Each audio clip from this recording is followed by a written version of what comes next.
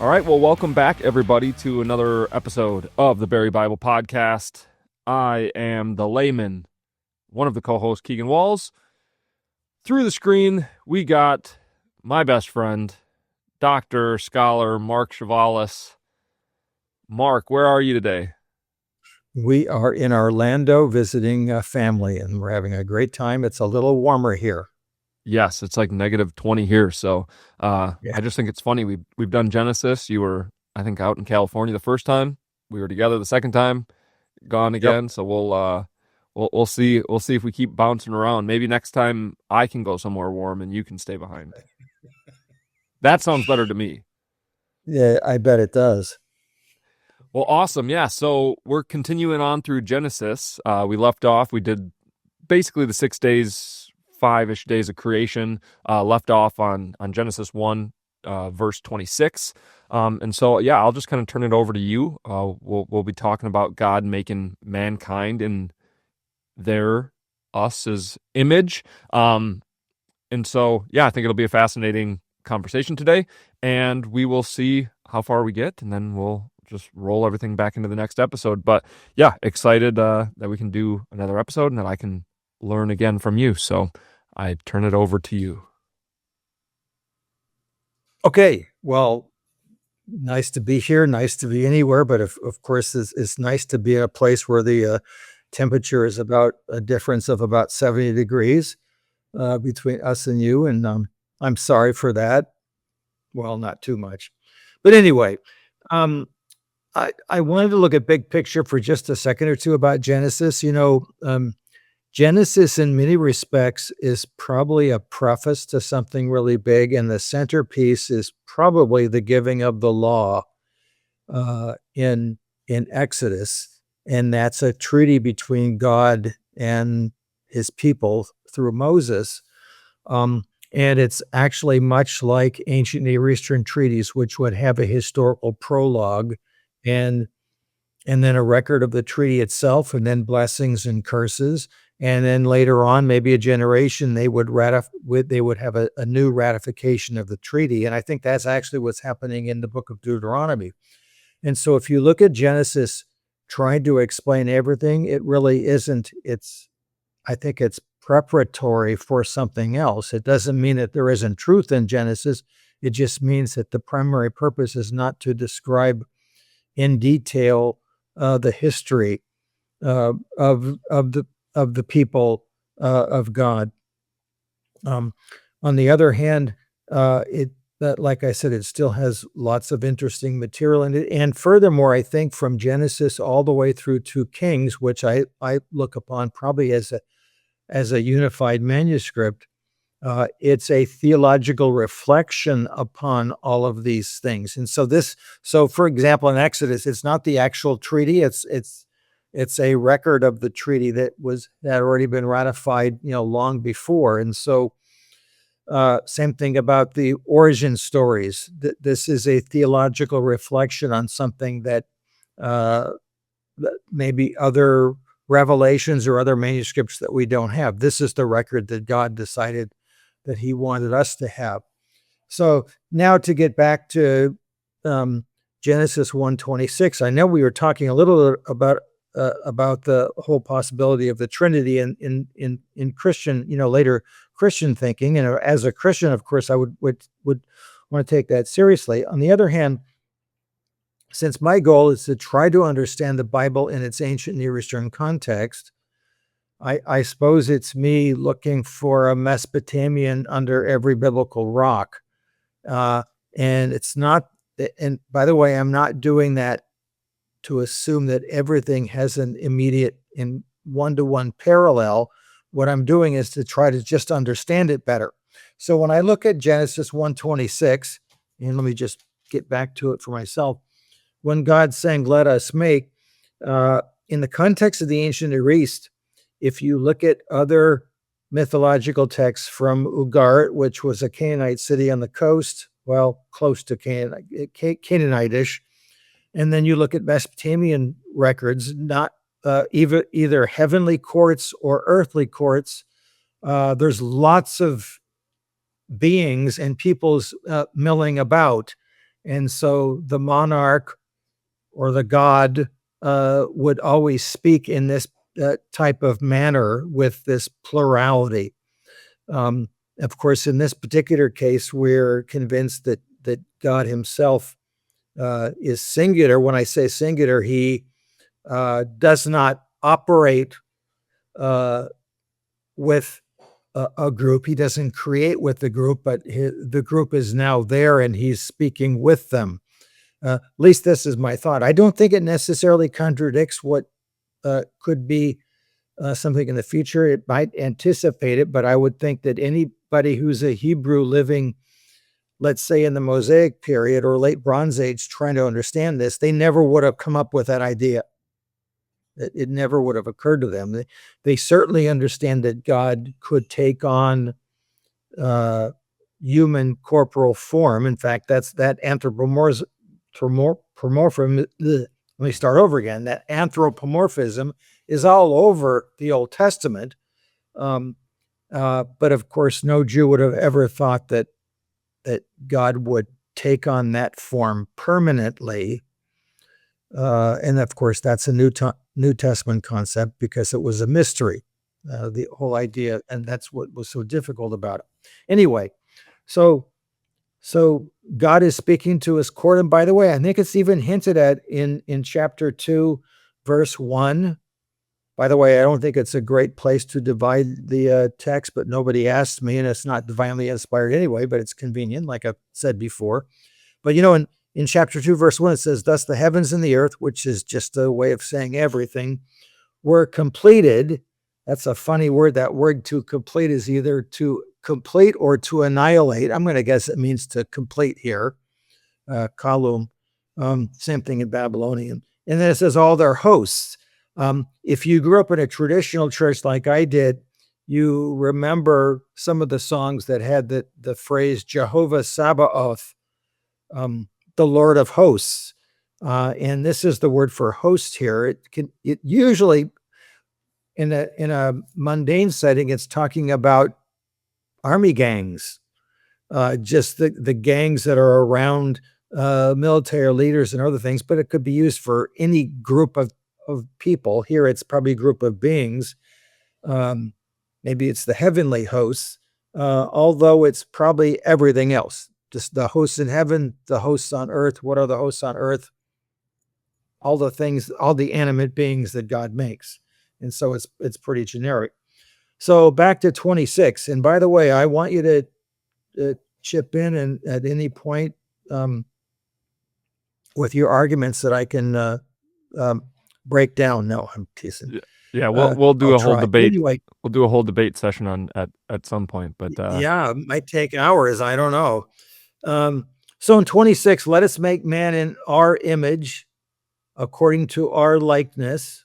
That which is of course interesting because we haven't really talked about this yet, but the term for God, Elohim, is actually grammatically a plural. The singular is evidently very, very old and is only used in a couple places in the Bible. I think the book of Job. It's a very, very archaic term. And so sometimes we find the term Elohim used with a singular verb that probably means it's talking about God himself or a heavenly being. And sometimes it's used with a plurality that usually means it's talking about gods, plural. Problem is that there's no separation between in this word between God, gods of the nations, or heavenly beings. It's all the same word, and so it's really talking about function, not about nature, because we know, of course, the God of Israel, based upon the fact that he creates everything, is totally and thoroughly otherworldly. In other words, he's the other. In other words, if the whole creation is here, God's the other thing, the transcendent being. And so he's wholly separate and apart. The problem is the word that is used for God here, Elohim, does not reflect that. And that's the problem that has confused people over time. So what about the human, the term there for human, it's just Adam. It can either mean human being male, humanity, male, in particular, personal name, and it sounds, and it's homophonous with the word for dust, and it looks like the same root for the word blood. And all of this comes to a head in chapter 2, verse 7, when God's making, where the writer's making a pun about all this. They're pretty bad puns, by the way. They would be probably categorized as dad joke puns, by the way, which is pretty cute, I suppose, in one respect. Well, Except it happens. sorry, Yes. keep going. Go ahead. No, I want you to before stop me. before we kind of move into the so God created mankind in his own image, I know we'll probably do a whole episode on this, let us make.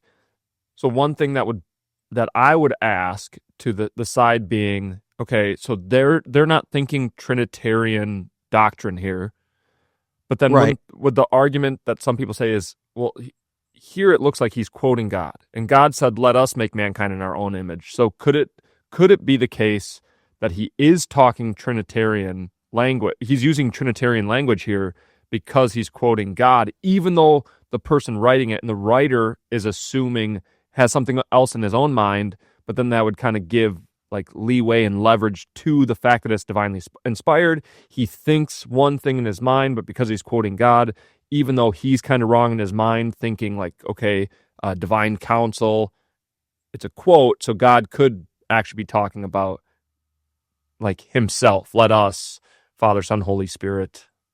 I suppose I suppose it could be anticipatory. I look at it this way.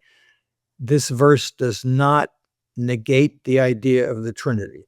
Right. I'm just saying I don't in this context, yes. right? Because that's the big one is, well, I don't think people are divisive over it, because even people that would think divine counsel, Deuteronomy 32 worldview, aren't taking away from the fact that the Trinity is real and truth. They would just say, this part's not talking about the Trinity. Yes, so I look at it that way, is that it doesn't negate that possibility.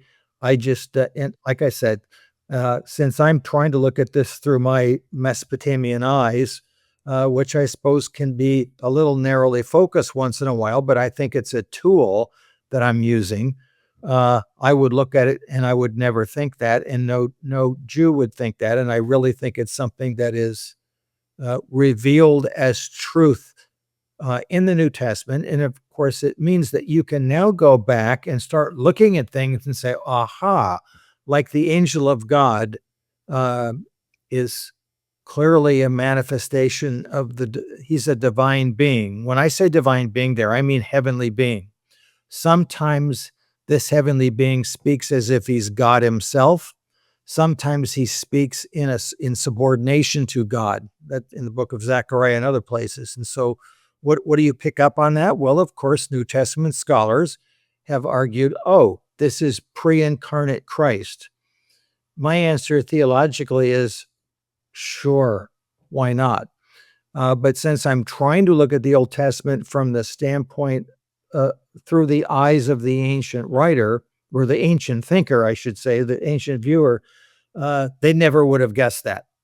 But I will tell you, you look at rabbinical sources, and I'm no expert on rabbinical traditions at all. You would look at rabbinical sources, and they do talk about the fact that God can incarnate himself, and that, in a sense, this was a second portion of God, whatever that means. They certainly couldn't have understood it. And really, I look at it this way: when scholars write about the Trinity, as soon as they get past the idea that God is three in one, they probably start making they're susceptible to error, because really, the word Trinity is not in the Bible. And so how do I know it's true? I look through the Bible and I know that, God, who is one, is Father, Son, and Holy Spirit. They're all mentioned there. It's pretty obvious they're all connected. How they're connected has been, of course, discussed and argued over the past 2 millennia. And a lot of it is philosophical. And you never would have guessed it. In other words, it doesn't seem to be an ancient Near Eastern concept at all. to have this triunity. It's something very, very strange to both the ancient and the modern concept too. I mean, really think about it. I mean, somebody asks you to discuss, to explain the Trinity. You say, well, this is what it is. Well, can you explain how that works? No. And of course, if I could, then of course, God wouldn't be as mysterious, I suppose. So anyway, I'm just waxing philosophically, and so I look at it and say, yes, it certainly could anticipate that. The fact that God can have lunch with Abraham in chapter 18 certainly anticipates the possibility of, I wouldn't say Trinity, but I would say incarnation. And the fact that God's Spirit is mentioned in the beginning of chapter 1 without explanation certainly allows for that possibility, which certainly is perfected by Paul in his letters. Okay. Yeah, and then maybe just before we move on, in case people aren't aware, or maybe some of our viewers and listeners haven't actually heard of the Deuteronomy 32 worldview, they're not familiar with the divine counsel. So before we move on, I mean, obviously we'll spend probably multiple episodes on that. But just in case they're kind of going like, okay, you keep saying divine counsel, I don't really know what you mean. Before we move on to talking about God creating mankind in his own image, do you want to maybe just do like a surface level, like, okay, who you say divine counsel? Who's here? What does it look like? What is this divine counsel? Well, it's the primary passage is in Deuteronomy 32, and this, by the way, is one of Moses. This is something to be sung, by the way. This is basically Moses' swan song. He'll be dead in a chapter or two. And so this is like the last thing, it'd be like the last lecture you give in your life. What would you say? And so when he's singing this, he tells us something that it's sort of anecdotal in the sense that Jewish tradition talks more about this. The Bible doesn't say a lot about it. It sort of opens up a window to the idea that God has his own heavenly court. If you think about it, this shouldn't be particularly unusual that God would have his own heavenly court. I mean, if he's the king of the universe, then Genesis 1:26 would seems to be hinting at it. When you get to Deuteronomy 32, which I can read right now, this isn't the primary purpose of this song. He's basically saying, he starts off by in 32:1, give ear, O heavens, and let me speak, and let the earth hear the words of my mouth. And then he starts singing the song. And he's talking, of course, about God and how just he is and how faithful he is and how righteous and upright he is. And about those in verse 5 who acted corruptly against him, against God. And then he describes with the infamous line there, a perverse and wicked generation. Of course, he's talking about the generation that just, that didn't get to go into the promised land, which of course includes Moses himself. And then you get to 8, he says, verse 7, remember the days of old, consider the years of all generations, ask your father, he'll inform you, your elders, and they'll tell you. In other words, how do we know these things? How do we know that God is faithful? By looking at what he's done in the past. And so we know that he was faithful with the generation before me and that generation, all the way back to Abraham and even earlier than that. And this is, to me, as a New Testament Christian, I look at the Old Testament and it gives me comfort to know that the way God is acting now is the way he's always acted. And if I'm wondering and waiting for him to act, all I have to do is wait and realize that the same attributes he had in the Old Testament of righteousness and justice and mercy and loving kindness, he has all of those attitudes, and I can see how it operated. Then he goes even further back in 8 when he talks about something that really isn't discussed previously in the Bible, at least in an explicit way. It says, when the Most High, and by the way, that's a very, very old term for God, El Elyon, which literally means God Most High. The Elyon is the word to be high. In fact, it's the same root. It may be the same root as El. El is a construct form of Elohim, and so it simply means God Most High. It was a typical term that was even used. Both El and Elyon separately were used by the Canaanites, and so there's nothing unique about the term that is used for God. In fact, but like I said, it seems to be an old-fashioned one. When he gave the nations their inheritance, and the rabbinical tradition is that there were 70 nations. And if you look at the table of nations in Genesis 10, what do you know? There's 70 of them. And so that's where they get the idea. When he separated the sons of man, that's the humans, and he set the boundaries of the people according to the number of the sons of Israel, although now that's not a correct translation. I don't have it with me, but it's not sons of Israel. It's the sons of gods, the sons of the gods there. And that usually it talks about heavenly beings, not human beings. And so that's the argument that Mike Heiser came up with. And by the way, when Mike Heiser came up with this, it wasn't exactly new news to ancient Near Eastern scholars. It's like, oh yeah, that's what we know. What the big deal was about Mike is that he was able to bring this forth to an interested public. And so that's in fact, Mike continually would say, I haven't done anything new. I'm not originating things here. I'm simply, bringing it forth. And he was exactly right. He didn't give himself enough credit, though. He really was having a lot of original thoughts, but that's neither here nor there now. And so according to the number of the sons of the gods, and so maybe there's 70 of these heavenly court beings.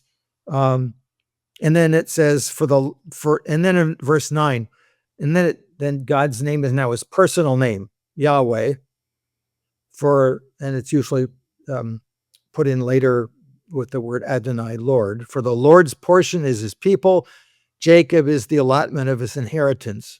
And then it talks about Jacob. And so it's actually two little mini verses simply addressing this. And then if you start going into a couple of Psalms here and there, Psalm 46 and I think 48, and then elsewhere, it'll start talking about the sons of the gods. And it's, if you look at it at face value, it certainly looks like it's talking about heavenly beings. It has been secularized by the modern church. When I say modern, the last 3 centuries, to talk about, in other words, sometimes sons of gods can talk about human beings. My argument is that's an extreme rarity, and it doesn't make as much sense in the passage. And so it looks more like we're talking about God in his heavenly court. Why don't we hear much about it? Because it's really not our primary business. In other words, that's another country. And so it's kind of like talking about heaven. What do we know about heaven? Well, God gives us a little hints here and there, but we really don't have a good handle on it, and we probably couldn't bear it if we knew. We don't know a lot about hell, and we don't know a lot about heaven, but we know which one we would prefer to go to for obvious reasons. And so here, if you want to make a dissertation on the divine counsel, my answer is good luck, because it's never the main topic when it's discussed. It's always anecdotal, but it's there. In fact, that's what historians do. We really like to find anecdotal things, is because when you're not trying to prove a point to me, that's when I'm looking for things that you'll talk about. So I don't know. I can't even think of an example right now, so I'm not even going to wait and guess. But you'll talk to me about something, you're trying to prove a point. All of a sudden, you'll by the way talk about something that exposes the fact that you're living in 2007 because you talked about your flip phone or something. I said, aha! See, I knew he didn't say this in 2025. It must have been a long time ago, because he had a flip phone in his hand, or or whatever it was. And so there's just a little note here and there. And so if your question is, what is he talking about giving the nations their inheritance? Oh, that's actually in Jewish tradition where it's expanded upon in great detail, but it's not something that is expanded upon in Scripture itself. But it allows for that possibility. And so this is, I think, why understandably people push back on stuff like this, is because they're saying, wait a minute, this isn't a big theme in the Bible, at least relatively speaking. And so, in fact, what I think the biggest argument that evangelical Christians scholars have said about Heiser, when they want to critique him, they'll usually say he's taken something that's true and he's made too much out of it. And I would say that if he's human, if I had to critique his book, I would probably say, all right, if the pendulum is 0 to 100 and you should be in the middle, he's probably a little further to the right towards 100 than he is towards 0, in terms of understanding the divine counsel. But I've found very, very little fault in his work. That's just my own opinion. And he really knows his ancient Near Eastern stuff. He wasn't a Mesopotamian scholar, but he really knew the right stuff to read and look at. And and I keep on bringing him up, but I'm going to continue doing it.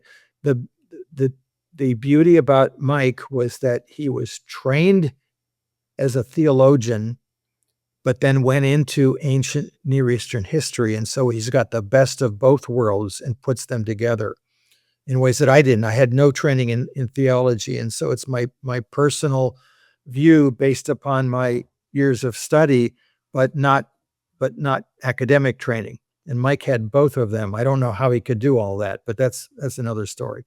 So anyway, yes, I think there's a divine counsel that is mentioned, but it's not that it's not important. It's just, it's not important as the primary subject just about anywhere in Scripture, but it's alluded to. Okay. Yeah, no, awesome. I think that's a good intro to that, so that people can kind of cling on to that in case they were a little bit confused. Wait a minute, intro? You think I know anything else? I sure hope so. I bet you do. But yeah, shout out Mike Heiser as well. So that's very cool. So now that we've talked a little bit divine counsel, I'll let you go back into back into the verses. Oh, still in 26. Oh yeah, maybe in 27 now. Okay, so yeah, so God is speaking. By the way, even if he's obviously this can anticipate the Trinity. If you believe in the Trinity, you certainly understand that there is a plurality going on here, and so you could say it's the Trinity in addition to the heavenly court, which of course has just been made a few minutes ago. When I say a few minutes, in terms of the listener, when you're listening to this, I mean, think about it. Adam is made, and within 15 minutes, he and Eve are sinning. Well, it doesn't mean it happened that way, but in terms of your exposure to it, your emotional response, it's like, wow, that was fast. They didn't, they're not, if they're wet behind the ears, they're still wet. So anyway, back to 26. Let us make man in our image according to our likeness. We can stop at that point. This is what is called in classical Greek hendiadys, which means a 1 and 2, where you've got two words which combined together have a singular meaning. Okay, kind of like heavens and earth means everything. God is the author of good and evil. It doesn't really mean he's the author of good things and evil things. It means that everything that happens ultimately stems from God, is what that means. When Jesus says, I'm the Alpha and the Omega, you're supposed to combine those two terms and everything in between. And so I'm everything. And it's a nice literary way of saying it. And don't don't mistake the idea that everywhere we're reading, there's beautiful literature, and sometimes the choice of words will be determined by other words that are used and rhyming and cadence. And so if we get too caught up, it'd be like trying to get too caught up reading poetry, realizing, oh, why did they use this particular word? Oh, because it matches this word over here. And we're going to see a few things like that. So you got image and likeness. The term for image there is actually a term that is used for statues and phantoms in the Bible.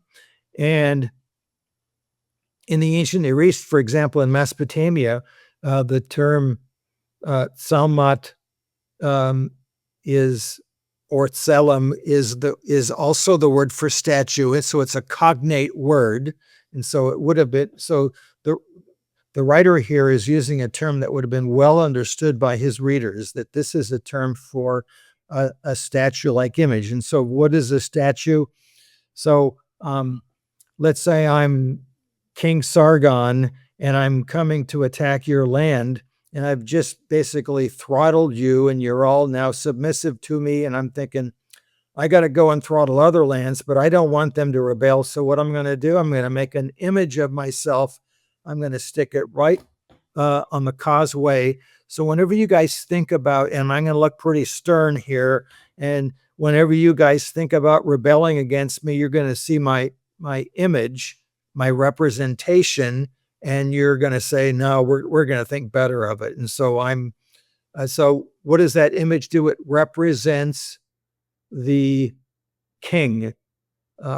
So that's the word for image. It's the outer representation. By the way, this does not mean that we look like God, because of course, if God doesn't have a physical being, it's sort of an irrelevant statement to say we look like God. It means that we represent him. That's the primary purpose of the term. It was used for, like I said, representations of kings and also of divine beings in the ancient Near East, which, by the way, is going to be hinted at a little bit later on. The term for likeness, by the way, were made in image. By the way, prepositions are really hard to translate from language one to language two. They never have the same meaning. So I can't tell you exactly what's going on here, except that, that we represent God by our image, okay? And the term likeness seems to have a more inner purpose.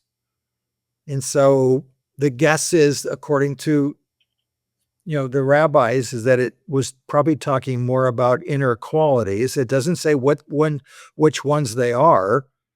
And so we can sort of guess as we go on what type of inner qualities this human being have that they get from God. And I guess the answer is all of them, but not all the ones that God has. And that's made pretty clear, in the next chapter. And so, but they're put together. And so we are image bearers, and that means every single human is an image bearer. And in many respects, like I said, in Mesopotamia, the only person who was represented was either a divine being or a monarch. Rarely would you have the average person be imaged like this. And so in many respects, this is kind of like a democratization of everything, is that, in the ancient Near East, only divine beings and kings are royal. Here, you've got the chance that everybody at least starts out that way, which is a huge difference, especially if you think about Moses talking to a bunch of slaves, then he's just given them an upgrade in this image and likeness. And then he tells us, so we're not, in other words, there's a lot left to the imagination here, which is probably, I'm going to say this a million times, a lot better understood by the viewer or the listener from the ancient Near East than it is to us, because of course we don't have these concepts. I suppose we have it, if in the sense that If I say, oh, I've got a picture of, I've got Keegan right here, and of course it's a photo representation of you, and somebody who from another planet might say, he looks small and really flat. And I said, well, no, that's actually, that's not really Keegan himself. That represents him. And I suppose you could say that's kind of like what the human being is they are representing the divine being. And what are they supposed to be doing? Real simple. The first thing we're told is to rule. The term there for rule, the root meaning, by the way, both in Akkadian and in Hebrew, is to trample on something. But it also can have a benevolent purpose to it. It's usually something that you would expect rulers to do. Rulers rule, not servants. But here it's basically saying, yeah, God has just made this world. He's just talked to his heavenly court, and now he's basically apportioning the rulership of earth to the human, to the Adam. And by the way, don't look at chapter 1 as a precursor to chapter 2. Chapter 2 is an expansion of chapter 1. It doesn't happen afterwards. These are not two separate creation stories. No Jew would have ever thought of it that way at all. So, and what is he ruling over in this benevolent rule? Everything. The sea, the sky, and the land. And so the three-part universe that we just talked about, and of course this is day 6. It's the last thing that God made, and wouldn't you know it, the last thing he made, which you would assume in the Jewish mind would be at the bottom of the totem pole, is actually at the top of the totem pole. Then we find out later it's a dust creature. And then we have the summary statement in 27. God created the Adam in his own image. It's interesting. In 26 is in our image, and I think it's probably he's describing it to the council, maybe like in the royal we. I don't know. And then in 27, it's singular again. In his image, in the image of God, he created them. If you're wondering, when was the female made? Well, right here it says it basically the male Adam and the female Adam. Okay, so they're both there. And of course, the specifics about how all that happens comes in the next chapter. And then we get our second marching order. Rule over everything and make sure that you reproduce. Be fruitful, multiply. And of course, God blesses this. When does God bless? He blesses He blesses the 6th day. I can't remember now whether he blessed any other days, but he doesn't bless it in the same way. And so God, and what is a blessing? It's speaking a good word to something or someone. Okay, when God does it, it's a pretty big deal. And so, when God speaks a negative things, a curse in chapter 3, it's interesting that God never curses the Adams. He curses things around them, but not the act. By the way, if he cursed the Adams, we could probably end the book in chapter 3. It's like, oh, it's over. we got a curse. There's nothing good, nothing good to see here. The Nachash, or serpent, if you like, is cursed, but not the humans, but things around them are cursed. So anyway, so there's a good thing that happens here.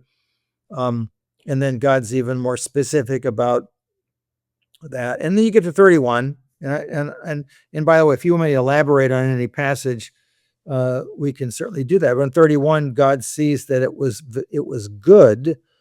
And that is a very generic term. I think it means aesthetically pleasing. He was happy with what he saw.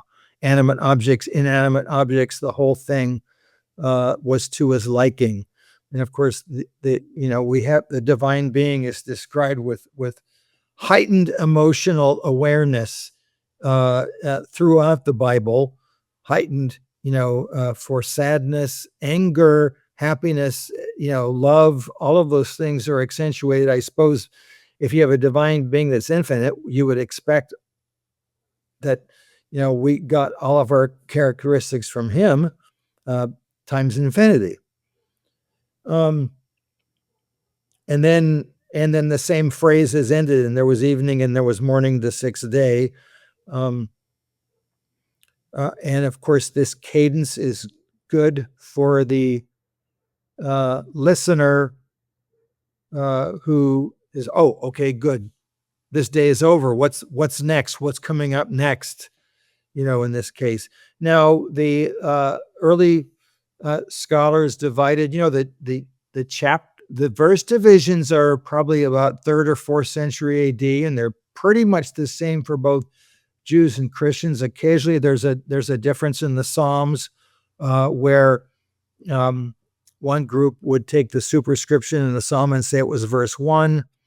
I think that was what the Jews did, and the Christians would take the first actual verse, a speaking verse, as the first verse. And so, but for the most part, the verse divisions were made. They are artificial. They're useful. They're not to be used in terms of divine inspiration. Like, all right, we have to stop here. The chapter's over. God said it was. No, that's not true. And the chapter visions are even later. They're actually late Middle Ages. And so I don't know a lot about the history of it. I haven't studied it, but I'm aware that it's useful but artificial. Not only that, they didn't even have word dividers in most in antiquity, either for alphabets or otherwise. And so, think about it. Since we are native English speakers, if I wrote something to you without any word dividers, you could figure it out. You'd be really irritated. And you say, this is taking me a lot longer because I think he divides the word here, but I wish you would have we're used to word dividers and punctuation, all that stuff. There isn't any in biblical Hebrew. And so, and not only that, the later editions that we have did not mark any vowels, which really causes an interpretive quandary.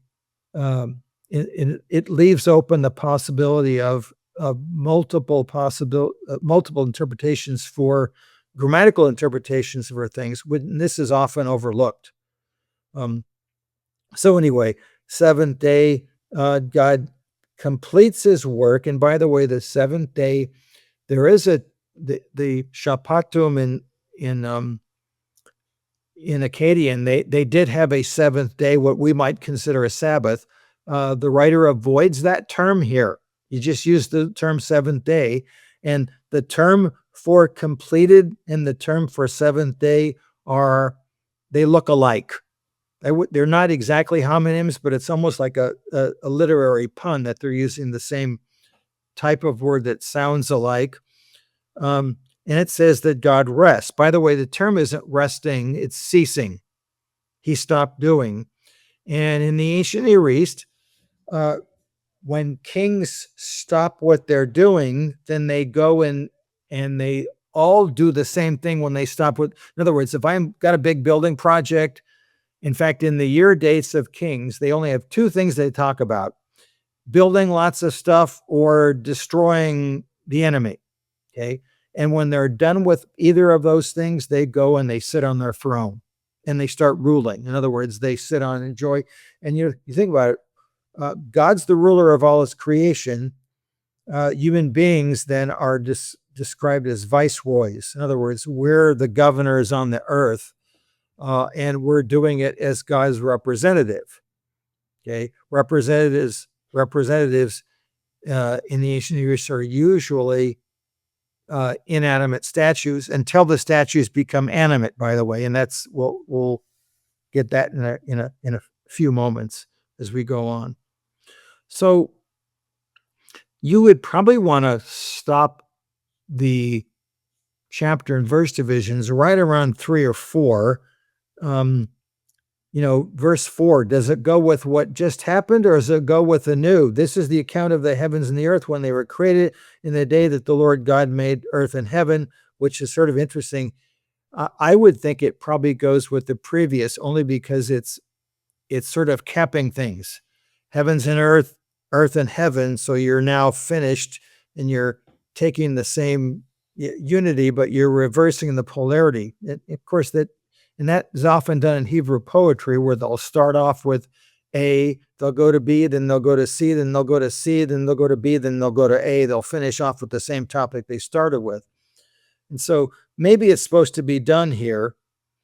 And then 5 would be getting a new topic, and typical in a lot of Hebrew tradition, and it happens in Genesis, they'll start off a topic, well, kind of like a way you'll watch movies where they'll, how do they start a movie, even a suspense movie? They'll start off with something that seems to be completely unrelated. Like you'll be looking at a landscape or somebody's walking by and he drops a coin or something. And you're going to get involved in this. And at some point you're going to see how this fits into what's going on here. And so when you see that there's no shrub in the field and yet in the earth, no plant, you're saying, oh, we're going back to, we're going back before all the creation, in other words, we have the earth in its pristine state, the null and void state, I suppose, at that point. So maybe that's,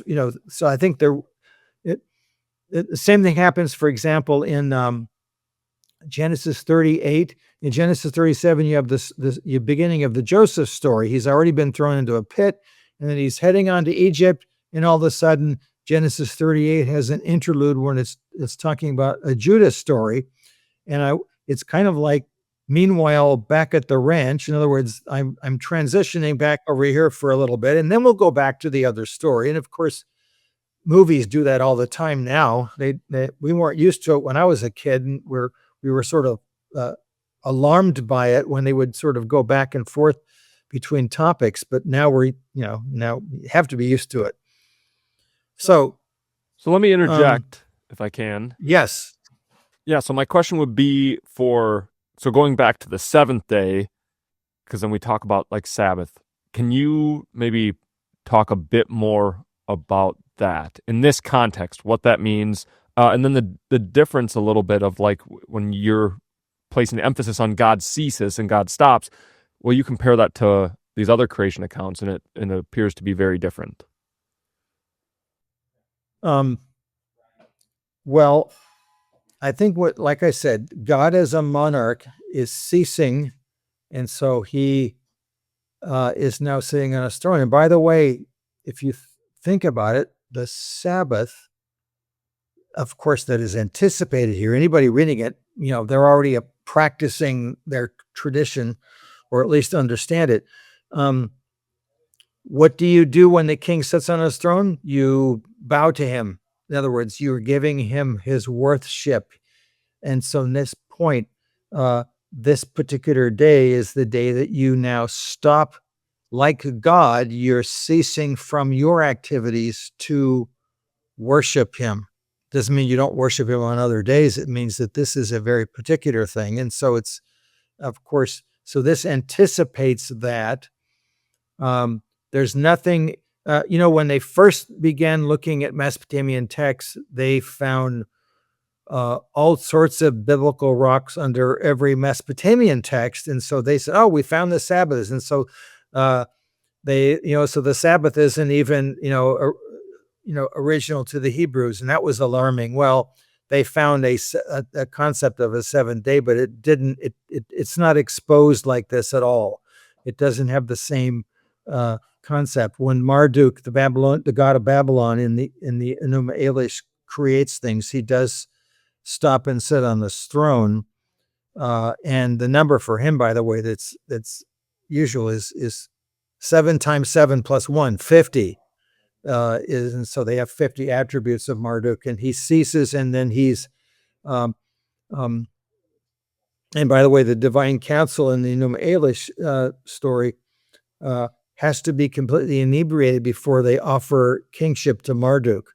So they're drunk as anybody, and that's when they make their best decisions, quote unquote. Here, God's in completely control of everything. He has a divine counsel. He allows them. I look at it in verse 26. He's allowing them to participate. And by the way, if he says our image there, it means that the divine council probably also they're also image bearers. Why wouldn't they be? They're also representing the deity, and so they should be acting accordingly. And so I don't know. I don't know what more to say about chapter 2. Maybe you want me to elaborate on a particular thing, but I think that here, no more than the fact that God is ceasing his activity. It's not so much as a memorial. It's a fact that, all right, now that he's done his regular work, he's now going to be doing his work of ruling. And by doing his work of ruling, that's when I stop and I offer my worship to him at that point. Yeah, that's kind of a bit of what I was going for, because then I think we've talked about it before.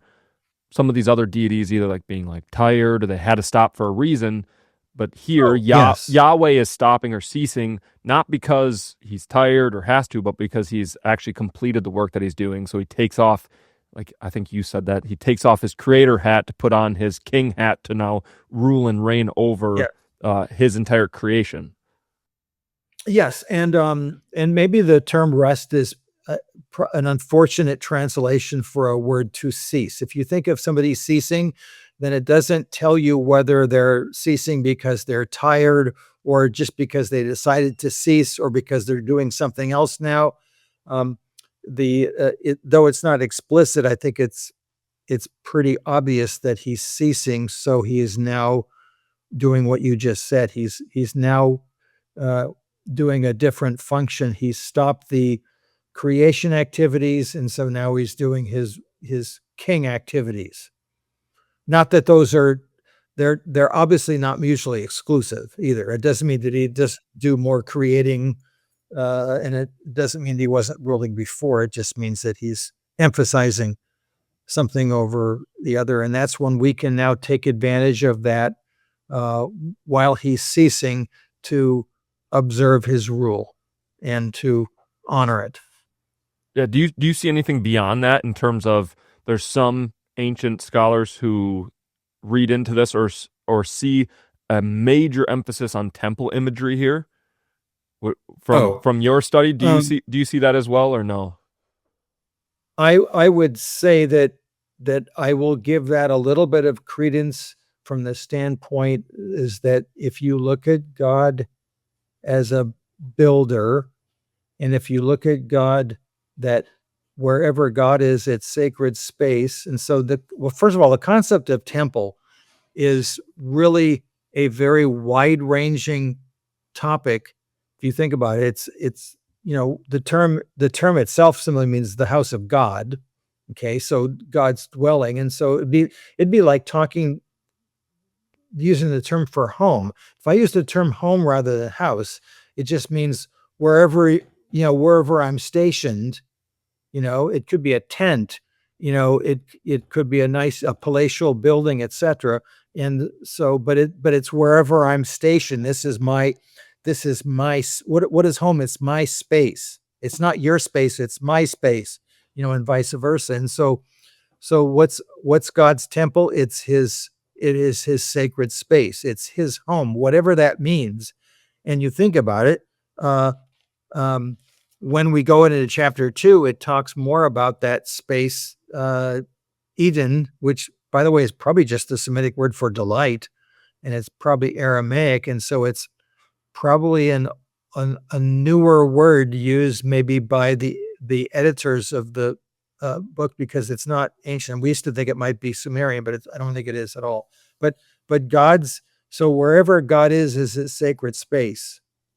And so is he in his temple when he's in his heavenly court in 26? Yes. What does it look like? I don't know. What does the earthly tabernacle that God is instructing Moses to build, does that mirror the heavenly one? My guess would be probably yes.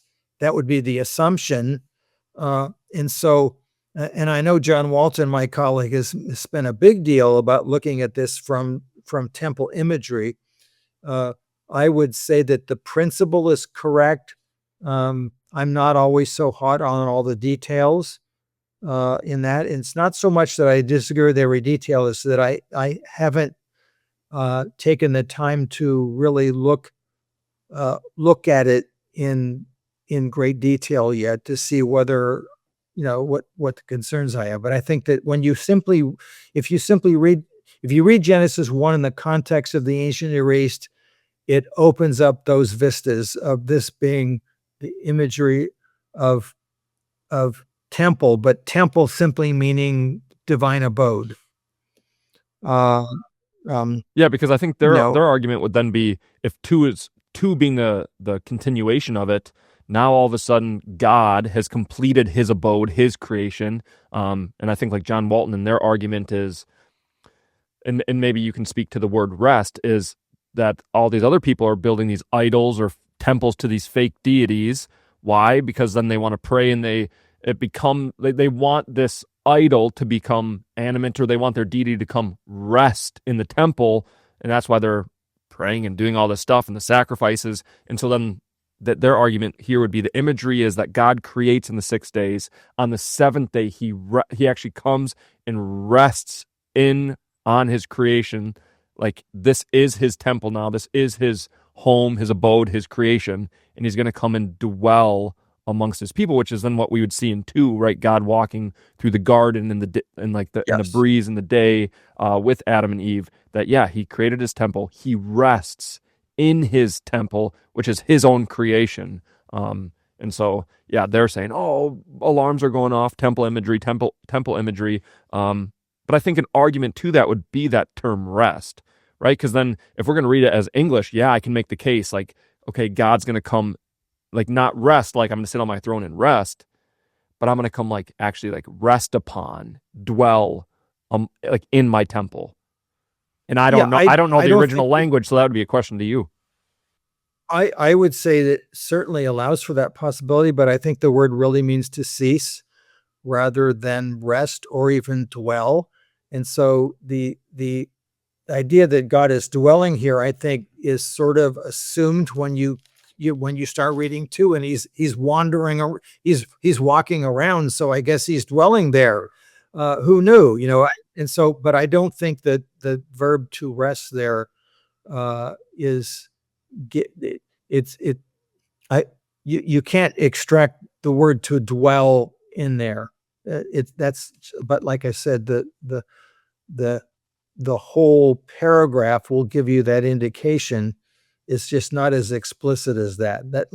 And again, man, I want to make this clear, and I think I've said it before, is that I'm a Mesopotamian scholar with the Semitic language of Mesopotamia. Hebrew was not my my specialty at all, and so I'm looking at it through the Semitic lens, trying to figure it out. But when it comes to intricate in the specifics of biblical Hebrew, that's not me. And so, if John Walton says something about it, I'm gonna or even Mike Heiser, both of them were much better equipped to talk about the nuances of biblical Hebrew than I would be.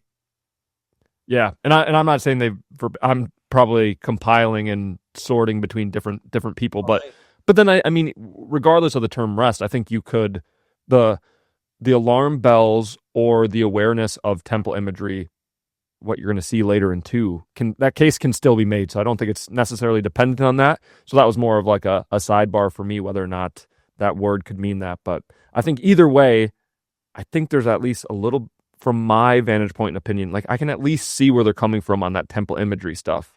Absolutely. I absolutely agree. And so I allow for that possibility. And like I said, I might quibble over details, but the concept is there. I don't think it's the only concept going on here, but it's certainly a powerful one. The idea that God is now ceasing and then now coming, and this is going to be his abode. It's never explicit, but the fact that he's hanging out there in the next chapter seems to imply that heaven and earth seem to be well interconnected at this point. That's for sure. Yeah, And and now my mind's running a little bit. But God has his temple up in heaven, and right, like the divine council and stuff like that. That's his abode. We see it in paradise, in Eden, and then it gets wrecked. yes, But he reestablishes covenant with Israel. We see David speak a lot to that kind of language, right? He says, I should know. One thing I asked from the Lord, that I would dwell, or only one thing do I seek, that I would dwell in the house of the Lord all my days. And we see a lot which of is interesting because house of the Lord, New Testament. You can go in my Father's house, mansions. Whatever. There are many mansions. There are many rooms. So then my mind goes, like, is it a partial? I know that, well, he's going to come and make a new heavens and new earth.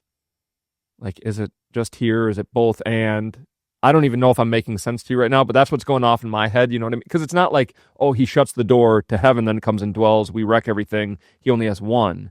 I mean, he's God. He is everywhere.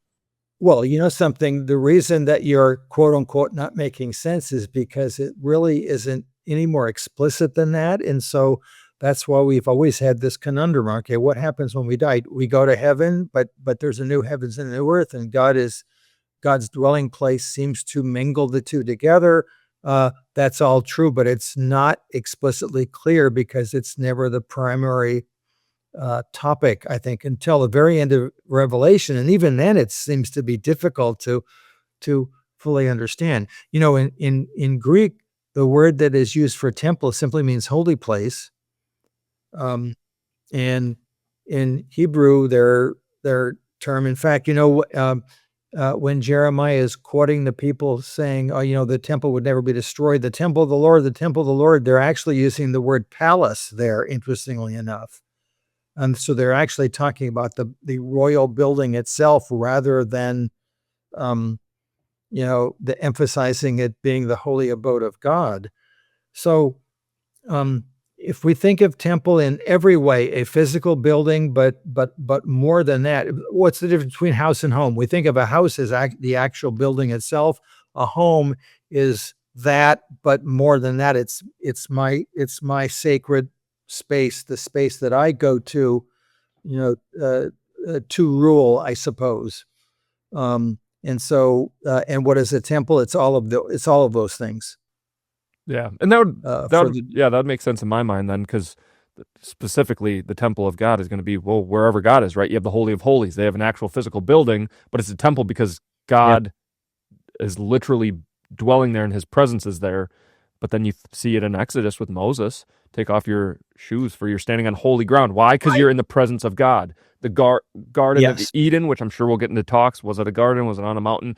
It's a sacred, holy space. It would be a temple from not a physical place, but like it is the yes, temple and paradise of God, because God is there. Like you're in the paradise yes. because God is there. The presence of God is there. It's going to be the same thing when we get to the New Jerusalem. Why? Because God's actually dwelling again amongst That's his people. So yeah, that kind of makes sense and answers some of those you questions. got. I think your theology is perfect on that. And and so when David asked for a temple, of course, God's retort is, "I don't need a temple." And of course, what he means, he understands there. You want to build a temple like all the other gods have. I don't need one. Remember, they all need theirs. They need a house they need food, they need water, they need human beings. The purpose of human beings was to do hard labor for the gods. I don't need any of that stuff. And so why you don't even think about that. And then of course he turns the tables on David. I'm going to build a house for you, but I'm talking about a house, a genealogical house. And of course, you think about it, that's a grant to David that is unsolicited and in many respects undeserved. Yes, he's faithful, but in the same way that when God grants Abraham a lineage, uh, What has Abraham done for that to happen? As far as we can see when we read it, nothing. It's a grant. It's not conditional. Mosaic covenant's a little different, but we can talk about covenants or not talk about them, depending on how far we get. No, I think that's good, and I think that's beautiful. Yeah, because like what you're saying, God's self-sufficient. All these other people need these things. I think that's what we kind of like if we want to wrap up like chapter 1, that's what we just saw. God alone Yeah. in all of his glory and all of his power. God alone creates by like the word of his mouth, right? Like he is and always has been and always will be. He's forever. He's outside of time and space. He is God and he creates all things out of nothing. It's like the majesty and power of God himself. But then also another idea kind of perked in my head just because we're talking about this temple stuff, which is you talk about David wanting to build a temple. You talk about all these people wanting to go and visit the temple, right? And then they can't even get into the Holy of Holies, but that's where the actual Right. presence of God dwells. I think it's probably it's something that's lost on us and on me and Christians today, which is we are now the temple, right? We are all like the temple of God because we have the Holy Spirit living in us. Yes, think about it. If God's Spirit is within us, then that's how we are a temple, because we are part of God's dwelling. How does Christ, the word a temple? He's God dwelling among us, and so from that imagery, that's the home imagery. If God has housed Himself within me, and how does that work? I have no idea how it works. We just know what the results are. But that's precisely correct. But I think, you just think about how unbelievable, what a blessing, how incredible that all these people, right? You read through the Old Testament, like we get to be those who have the actual Holy Spirit dwelling within us, that we get the Yes. presence of God and can know him now. Like it's like a foretaste. That's what Paul speaks about a lot of stuff. Like soon we'll see face to face, but the fact that we get to actually have the presence of God dwelling and living within us and we get to know him in that way, I think is something that's kind of lost on the Christians, as opposed to when you're looking at and focusing on this temple imagery of the Old Testament. I mean, for them to have been like, no, I get the actual presence and Spirit of God to live in me, they would have like killed for that. Like that's how unbelievable. Yeah. Well, you think about the holy place is that there's gradations of access to the holy place, and it was just like in the ancient Near East. And so, you and I, if we're just run of the mill average people, we're not gonna have that close access to it. And so the fact that God democratizes everything. Oh, by the way, I'm going to dwell in all of you. All you have to do is accept it. Is just incomprehensible to the ancient mind. But I think it fits perfectly with what happens in Genesis 1. If you think about it, if we're divine image bearers, and all of us are, best to the worst, we're all image bearers. The fact that God decides to dwell in all of us really is a continuation of the same. That's my theology. That's my There you go. my theology today. Yeah. Yeah. And all thanks to Christ, right? Veil torn. And now we have been given access. And now just in a new way actually in us, I think is a cool thing to ponder and think about. So very cool. I think we're at a good stopping point for this. And then next time we can now move into more of Genesis chapter 2 and talk about how we were created, the dust, and we're going to get into some fun stuff and the serpent and lots of cool, fun stuff. Right, Mark? Oh, yeah. There'll be some stuff, controversial stuff. Good. Awesome. Well, cool. Well, this was great. Thank you, everybody, for tuning in again. If you guys do have questions, please follow the link below. Make sure to reach out to us so that we can, in a later episode, Mark can answer some of those questions and we can meet you guys where you're at. So thank you so much for tuning in and supporting this podcast. Thank you, Mark, for your time. And this was a really fun episode. I really appreciate it. All right. God bless to everybody. See ya.